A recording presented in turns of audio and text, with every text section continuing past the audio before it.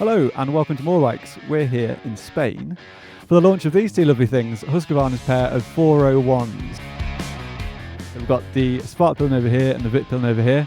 They've had a big update for 2024. They're 90% new, over 90% new, which means we've got quite a lot to get our teeth stuck into.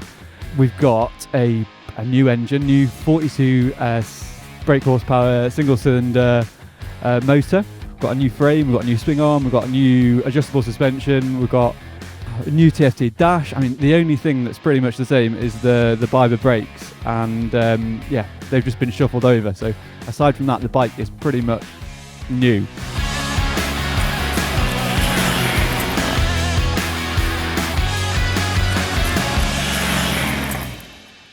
Yeah, so we've had a great day's riding.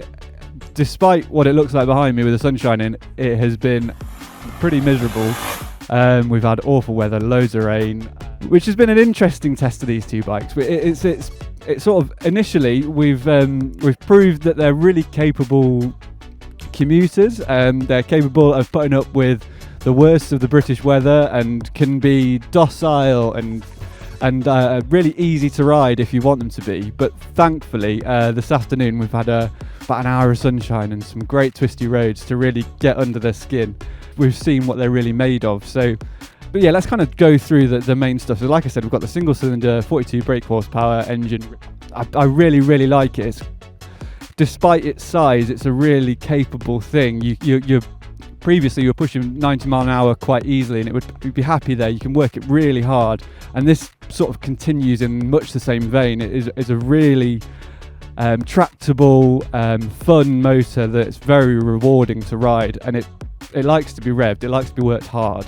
But equally, like I said, with the poor weather and stuff, we've had a chance to sort of potter around, and even though it's a single, you'd probably expect a load of vibes and stuff. You don't really get a lot of that.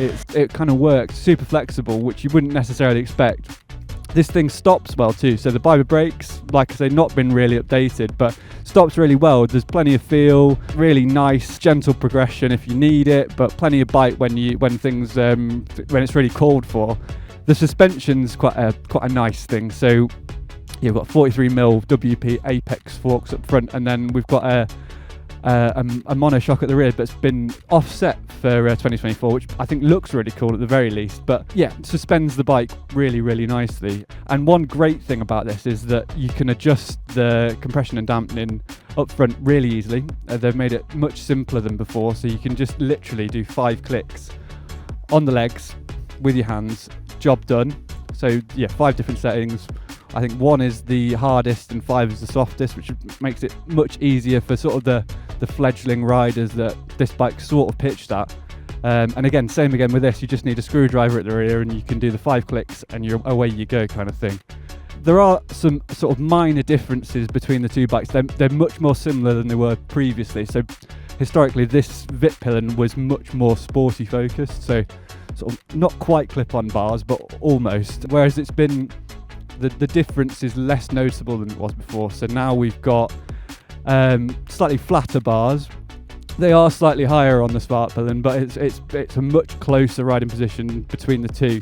And the seat's the same height, 820mm, which is lower than it was before, which is a really nice. It's a nice height. It's a nice thing. It's bigger than it was before too. So despite maybe the illusion that it's a small bike, it's not really. I'm 6'1" and felt comfortable all day long, really.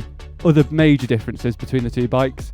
So the Svartpilen gets a few extra bits. It's got Pirelli knobbly tyres, STR rallies, and we've got a bash plate, and we've got a little fly screen, and we've got the rear luggage rack. And then this is sort of more of a stripped back thing, but with cast wheels and Michelin road tyres. Yeah, there's obviously a difference between the two. I kind of preferred these this morning in the torrential rain, which is possibly no surprise because they're just a lot slightly more reassuring grip. But yeah, when the roads dried out this afternoon, I really warmed to this bike. But yeah, I'm sort of rambling just at the end of a long day, getting soaked for most of it. But I think there's a lot to like about both of these bikes, and they offer something different in a relatively crowded, small capacity roadster market. If you're interested, you should definitely go out for a blast on them because they're cool little things. super stylish, super fun. Kind of what more do you need, really?